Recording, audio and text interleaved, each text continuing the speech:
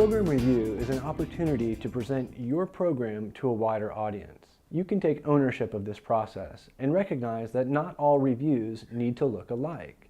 We have a diversity of programs on campus, and that should be reflected in a diversity of program reviews. There are two forms of program review. The first is comprehensive. As a department, you will go through comprehensive program review once every 3 years.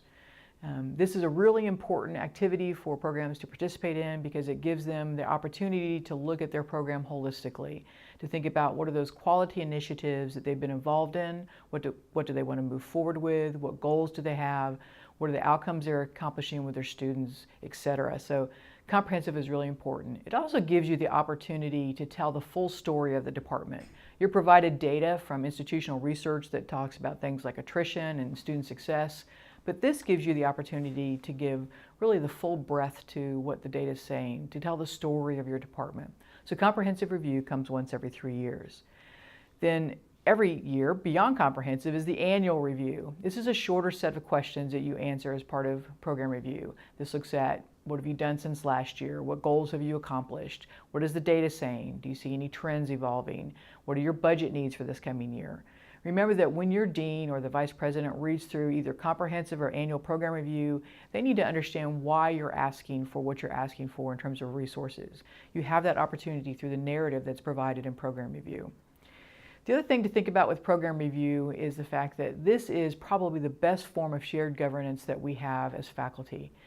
We get to tell our story, we get to look at the data, we get to make sure the numbers drive decisions both within the department and on campus. That's shared governance, and that's really important. Program review allows faculty a voice. It gives them a voice in the strategic planning process. And the process is strategically planned, interestingly enough, with the budgeting process. So when faculty gather, they look at their data, they have suggestions on how their program might be improved. And through those conversations, we can look at how to improve the learning environment, but more importantly, what do you need to make your learning environment better for your students and a better graduate for our employers and transfer students. So these conversations are crucial in this process. Beyond that, we decided that it was important for us to take a look not just at what was happening within our own institution, but to take a look at what peer institutions were doing in our particular program area. Now that led us to a number of different discoveries, and those discoveries related to, of course, different courses, different certificates, different degree programs, different sequencing that some institutions had used. But it opened our minds to what the further possibilities were that we could do. It's one thing to look at what you have done, but it's an entirely different thing to look at where can we go from here.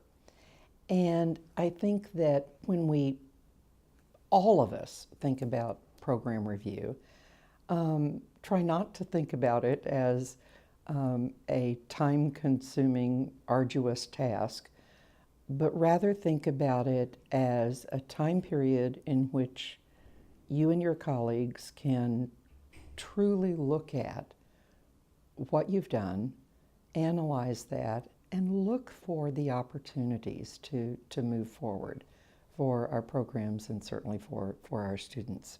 The program review process here at Johnson County Community College, from a big picture standpoint, bases itself on, one, accreditation.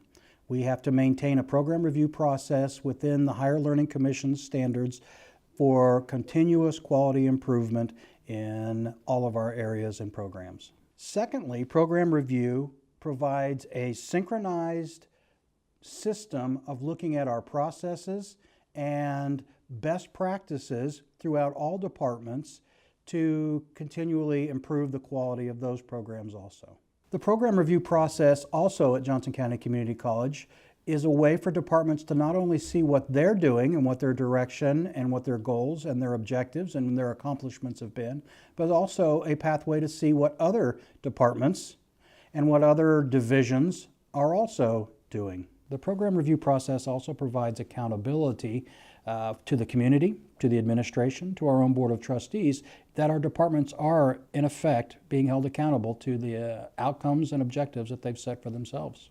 The program review really helped us to evaluate how we are engaging our students and allowed us to kind of explore the enhancement of student engagement. By changing the way that we engage our students, I think we present them with a new way of studying the material. And the program review really helped us to focus on the fact that the old lecture to student standard that we've used for years in classrooms just doesn't really work that well anymore. It hasn't always happened in the past. You know, the big gripe was that faculty would complete all of this work in a program review process and nobody would read it and it would sit on a shelf and it wasn't tied to anything else. This process corrects that. I want to point out a reference that everybody has for program review that we keep available on the website. This is the Academic Program Review Planning and Development Guidebook. It is in electronic form on the website under Program Review. If you search it on the JCCC website, you'll find it there.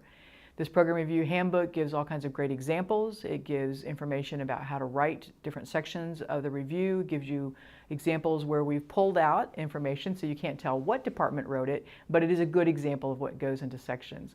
Please feel free to use this extensively. Also feel free to call the Office of Outcomes Assessment or contact your program review committee candidate that's serving at this time. And if you don't know who that is, again, call the Office of Outcomes Assessment and we'll direct you to the right person.